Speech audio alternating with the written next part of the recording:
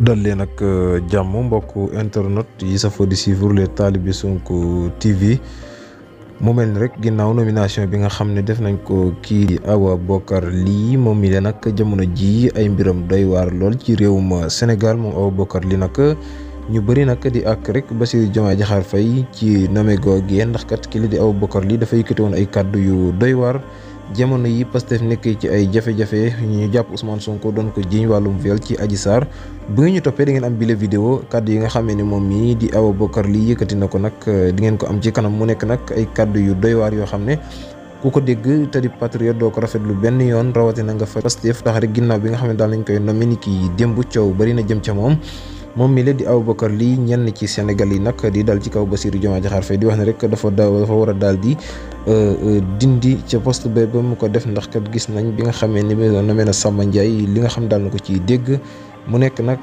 koo xam ne ku doy waar la moom Awa Bokarr Ly moom lee jamono ji nag ginnaaw nag bi nga xamee ni Diomaye daal na koy nommé nag mu occupé ab poste fii ci diwaanu Sénégal loole nag def polémique bu rëy ci réewum Sénégal ñu àndandoo teewlu lenn ci ay kaddu yoo xam ne moom Awa Bokarr Ly daal na ko yëkkati jëmee woon ko rek ci Ousmane Sonko.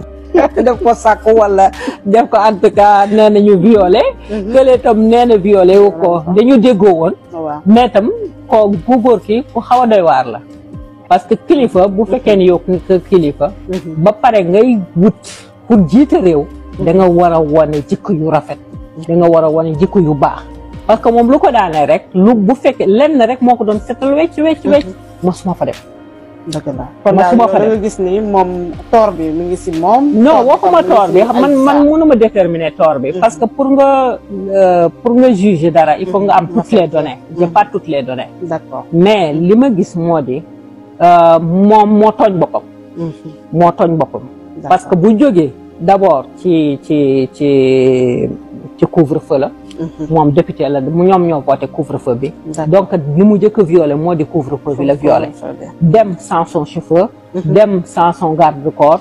dem nekk xale bi nga xam ne bi moroomu doomam la. mu nangu mu bañ a nangu. parce que viol bi l'autre c'est autre chose.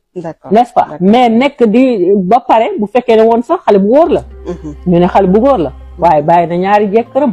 lu muy wuti ci beneen xale bu ndaw n'est-ce pas donc ndey bi gi daal moom la moom moo tooñ boppam tooñ réew mi